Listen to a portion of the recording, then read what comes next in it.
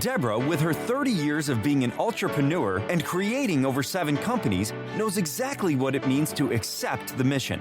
When you make that decision, when you accept the mission to become a solopreneur, to take yourself and your talents to market, then you embrace a life of not only unlimited possibilities, but also the unknown. It's an elixir of fear and bravery that only someone who's taken the leap really understands. On our show, Deb digs deep with her guests to highlight what you, the listener, wants to know. The stories, the whys, and the hows to navigate the journey to success. Get ready to hear from some of the most incredible mission takers from Generation Z to Boomers. So sit up, perk up, and get ready to be blown away. Now here is your host, Deborah Drummond. Hey, you guys are so good. Are you chilled out today? Are you relaxed today? Are you listening to this while you're on a retreat maybe? Taking some time out, listening to a cool podcast? I don't know. You guys are awesome. Welcome to the Mission Accepted show. And you know what you're doing here. You're either listening and laughing to us taking the mission. You're like, no way, thank you. You go do it. You go, girl. Or you're like, I think I would love to take the mission. Not quite sure yet. Or you're in it and there's no way out. And you're like, I need to hear about other people being on the mission because what was I thinking? Or you're like, chilling out, you're loving it, so glad you made this decision, and you should be my next guest, so you should just call me and let me know about that. But you guys are the best audience ever. I just want to recognize and acknowledge you. Thank you for all the comments. Thank you for supporting the people that are on the other side of this, and they're coming and they're sharing their stories. Thank you so much. And the reason why you guys are like the most chilled out, knowing you need a retreat, is because we have an incredible woman with us today. She is a fellow podcaster, and I got to witness moments ago as she just did a monumental podcast for herself, hitting that wonderful, sexy number of 50. And we all know it gets better once you're 50. It gets better once you're 50, even in the land of podcasts. And this woman's a super cool woman. Honestly, she's organizing retreats. She has a historic reputation as a teacher. She's teaching people how to do retreats. She's knocking it out. I'm going to let her tell you the name of her podcast because it's friggin' awesome, and she's going to explain to us why she named it that. But Jill, welcome to Mission Accepted. Thank you for coming onto the show today. Oh, well, thank you so much, Deb. I love that introduction. Deb was just on my podcast literally minutes ago, and now that we've changed hats here, the name of my podcast is The Geeky Grandma with an Encouraging Nudge, and I'm a grandma, but I'm truly geeky too, because you wouldn't think a woman at my age would love technology, but I absolutely fell in love with it. And a grandmother, you might think of her giving you cookies or putting you on your lap. I'm more likely to take your picture in front of a green screen and turn it into a movie. But yes, we unconditionally love our grandchildren, but we also would have a little bit of a firm nudge if we see that they aren't quite living up to what they need to do. And we've seen the potential. We've been around the block, and you gain a little wisdom along the bumps and bruises along the way. And speaking of retreats, this background behind me, that is literally looking off the front porch of our retreat center. And we look out on this beautiful, gorgeous water. And sometimes we even see a mother and father eagle taking a baby eaglet for a flying lesson. And we've got a retreat there in 2 weeks. So excited about that. Oh, wow. So there's lots to unpack there. And I think that we all appreciate, there's nothing wrong with having your grandparents, give you a little, whatever it is, a little gift, or let's go get some ice cream, or let's go for a walk. But there's something very different from that other generation. Like, we may not listen to our parents, but we're going to listen to our grandparents. We give them a little bit of credentials. And I think that it is really important, right? I think it's important because we can impart, trust me, I try to talk to my children, but when I'm talking to my daughter's daughter, she just thinks I'm the cat's meow. I walk in the house and she's like, yeah, yeah, yeah, yeah. Like she's excited to see me. My daughter's like, hey, I'm like, hey, nice to see you, kiss on the cheek. But she's not jumping up and down like my little grand yeah is. And they just have this admiration for us and understanding that, you know what, hey, like, I can say, hey, and no problem. I can get my granddaughter to do things with a little hey, little finger up in the air that, my daughter takes an hour to get her to do. So I think that we do have some things to share. Absolutely. So I just absolutely love the title of your show. And I love the reasoning of your show. And I also love the last question that you asked me on your show. And that was, the generation. I mean, it's not common that you hear someone, like when you said your age, I don't even know how old you are, but from your generation that absolutely loves technology and sticking their grandkid in front of a green screen and going, hey, let's make a Sunday afternoon movie. Forget the popsicle house. Let's do this. And so you don't hear that often, but I love the question that you asked me, which was, what would you say to people, in the generation where they're like, I don't know, maybe technology is scaring me or things are scaring me. What do you find that is the factor that is making people that are wiser, right? Not wanting to take as many risks or not wanting to get out there, like you're having to give them this nudge. What's stopping them, you think? Well, in technology, it might be fear. Um, Hmm. Along with being a teacher, I also did technology coaching at people's houses. I taught a 70-year-old lady how to do a spreadsheet so that she could keep her bowling scores for her bowling league, and I also taught her a publisher so she could make a little newsletter for her people. The one that really got me is I taught a lesson to a man so he could write an email to his grandson in college. The man's heart literally stopped, not because of anything I did, but in the future weeks, he came back to life, came back, and I gave him another lesson. His life wasn't over. So, those are people that are still going. And the people, and my age happens to be 68, but a lot of people in my generation have spent their whole life doing for everybody else. They knew what their Mm, kids loved. They knew what their husband loved. They did the time on the baseball cushion in the stands, looking at all of that. They did all of that, and they did it wonderfully. And mostly, they might have even enjoyed it, or at least given it their best. But they didn't know that it was okay for them to have a turn. And mm. that's what I want to do. I call it sitting in the birthday girl seat. That, everyone else has been on that stool, that pedestal, but they didn't know that it was all right for them to be there too. And, sometimes I need to remind them what gifts they have. I talk a lot about gifts and talents, and I help women find it. I had one woman said, no, I can't do anything. Well, come to find out, she was a marvelous seamstress. And I encouraged her, and she did a little sewing that I needed done for a retreat. She made some little bags for me. And she said, that was no big deal. I could do that. And then next thing I knew, she was teaching a quilting class at my next retreat. And she just said, you kept nudging me out into deeper and deeper water. But the payoff was the wonderful grin on her face after she did do those bigger goals. So, I mean, I can't wait. I mean, you guys, I don't know when you're listening to this podcast, because of course our podcast make itself around the world a couple of times. But you're going to hear Jill sharing. She is one of our key speakers in the November Stand Up, Speak Up, and Show Up Yes You summits. And you can now see why we would want her to have as a speaker, because it's that yes you. And you can see how she goes in and she finds and highlights a talent.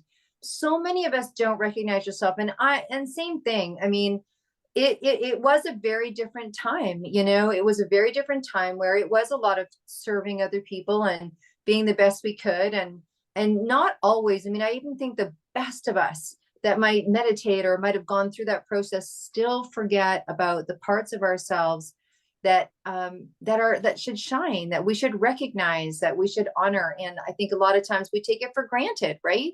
We always think that our gifts are so easy for everyone else, you know, like I'm like, oh yeah. People are like, I don't know how you had, you know, so many people over for dinner. I'm like, it's easier to cook for 30 than 2. And they're like, for who? I'm like, for me. I'd rather cook with 30. You know what I mean? They're like, I don't know how you put those foods together. Like, what recipe? I'm like, I make up recipes in my head. They're like, who does that? I go, everybody. They're like, no, it's not true. No. Or people have skills, right? Like, you know, you make movies. I was like, hey, we should so I think that's a really beautiful thing that you do. You take it to you take people where they're at, and then you don't let them off the hook. Yeah. You know, you don't let them off the hook. Well, that's the same thing that I did when I was in education. I was a second grade teacher for 20 years. And, you know, you had to take them. If a kid came into your room and he didn't even know his alphabet, you had to start where they were. As much as I wanted to, I could have taught him second grade all day long, but if he wasn't ready for it, he wasn't ready for it. So you take them where they are, you take them as far as you're able with the skills that you have, and then they have to go on by themselves after there. Yeah, no, absolutely. So how did you fall into retreats? I mean, I just listened to you describe, and I know that some people are listening and not watching, and the background that you described of the eagles and the little eaglet. I'm like, you had me right there. Now I'm a retreat lover, and you know, I should go to more. Shouldn't we all go to more? And you know, I was just so grateful to be able to speak at some or to facilitate some. I'd like to go be that quiet person receiving some more. But how did you get into retreats? Well, kind of a long story. I came home from kindergarten. My report card branded as shot. But and then I got into third grade just when people were starting to go and stay overnight at people's houses. I was so excited at the opportunity that I put myself in a shell for 4 years. Now, that doesn't seem to make sense, but at that time it didn't feel safe to come out and to go back and forth with other people. And so I did a lot of internal work, let's say, and it took me a long time to get brave enough to come out. And I really felt I missed that overnight stuff with Girls House. I have 3 brothers and I have 4 sons, and my heart hungers to be around women. That doesn't mean I don't love my kids or my brothers, but women need to connect with other women. We talk different, we think different, and I just long for it. If I hear somebody talking a little gruff about their sister, I just want to say, you have a sister. My ideas are kind of a little idealistic, okay? But I need to be around women. And we talked on my show a few minutes ago how one pastor gave me a little chance to get my wings, and she listened to my story of wanting to go over, spend overnight with other women. And she did a sample retreat for me. And then the next year I did the retreat myself. And it gave me that opportunity. I do a 25-hour retreat. It's an overnight with women. It's not humongous, but it's a chance. I started it at a point when I was still working. It gets you away from the house, gets you away from the kids. We made the meals when we started as simple as possible, so nobody had to cook.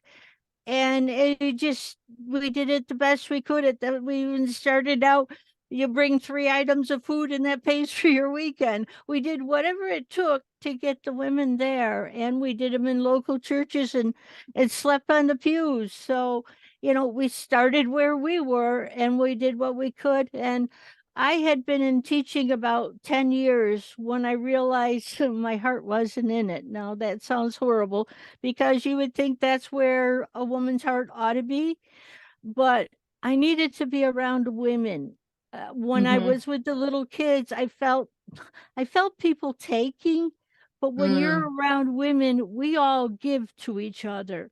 And I needed the reciprocal part of doing that.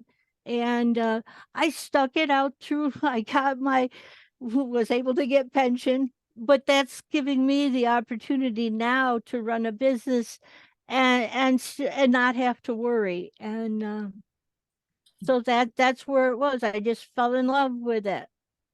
That's awesome. And it's great to be, I think, like, when we say things like, my heart stopped being in it.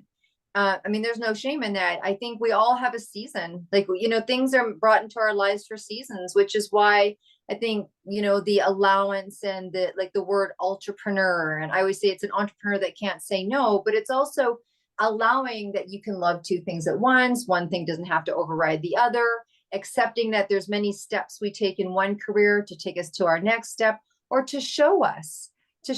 And I think it's okay. It's kind of like, look, we have no guilt after wearing a clothing item for 10 years. It's like, that's not my style anymore. I don't fit that style I anymore. don't That was at anymore. a different time in my Not my life. life. There's, yeah, no different with our careers, no different with, like, now if you keep your bell bottoms long enough, they'll come back in style. But we all They were pretty neat. no, that's right. So look, I'm just going to kind of throw a whole different question out there. So you do retreats. You've got this incredible podcast. You guys go check out her show, subscribe to her show. It's amazing and it's fun. And we know some things about you, but I'm a bucket list person. I love to know what's on people's bucket lists, and I think it's important that we say our bucket list out and we put it out to the world. So what is something personal or business? It doesn't have to do anything with what we're talking about today. What is something that we're going to put out in the universe for you? What's something that you want, Jill? Okay. Think of me as a pitcher. It's a hard word to say, the thing that pours. All right, like a jug. I, Okay. yeah, I love to learn. I want to go to women's events and get filled up, meet new people, new opportunities, and go to another one and pour out and give to those people. And then go back and do it all over again. And I want to travel around the country as I'm doing it. That's what I want to do. Awesome. Okay. And if you had one place in the world, right? Let's just get really pinpointy so someone can hear your request. So if there was one place in the world, that's it. There's just one retreat. That's what's going to start off this whole thing. Where in the world would that retreat be? Colorado. All right. All right. You heard it. Colorado. Let's get it going, Colorado. Okay. You can give Jill a call. Look, you run a business. And I'm a big, teach a lot about top performance, right? That's kind of my thing. That's what I teach. I teach people how to, be able to maximize the time in their business and reverse engineer, what have you. What's something that you do in your business that you consider top performance that you can share? It that saves you time or brings you to your goals quicker. What's something that you do for your business that you would consider one of your top performance skills? Well, um, I'm a little like that eagle that I bring a very unique perspective to Mm. whoever or whatever I'm dealing with. I have a knack of being able to, one of my coaches called it like laser pinpoint where an issue is, where a problem is, what needs to be moved a little bit in order to move it on. In the old days, the television repairman would come to the house back when TVs had tubes, and the guy comes in and he taps one tube and he says that'll be $100, and the man says that's robbery. uh, you only tapped one tube. And he says it was only $1 for a tap in that tube, but it was $99 for knowing which one to tap. And and that's who I am. And that's what I work with the gentler ladies in the world, the ones that are the HSPs or the projectors or the empaths. And I know how hard the world is for them, but I also know the great, wonderful gifts that they have for the world. And I know that the world can be uncomfortable for them, but there are ways for them to work around it and to feel the benefit of all that they have to give and feel really good about themselves. And that's who I want to help.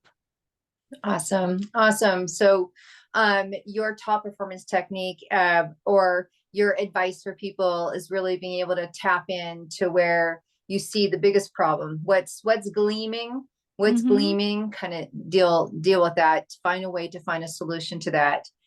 I know that we're wrapping up pretty quickly today, and I know that we get to hear of you again in the summit, which we're so excited. We can't wait.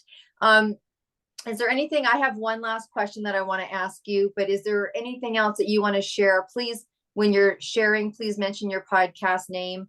If someone wants to learn how to run a retreat, you're the one to call. If you have a retreat and you want Jill to come and speak or get filled up, you know who to call. But how can people reach you? And is there any last words that you want to say to our Mission Accepted audience today, Jill? The name of my podcast is The Geeky Grandma with an Encouraging Nudge. And in the retreats I did, my very first retreat, a phrase came up, and it was heart's desires. And a heart's desire isn't just some splash in the pan, a little thing that ran through your head when you looked at the ad in the paper.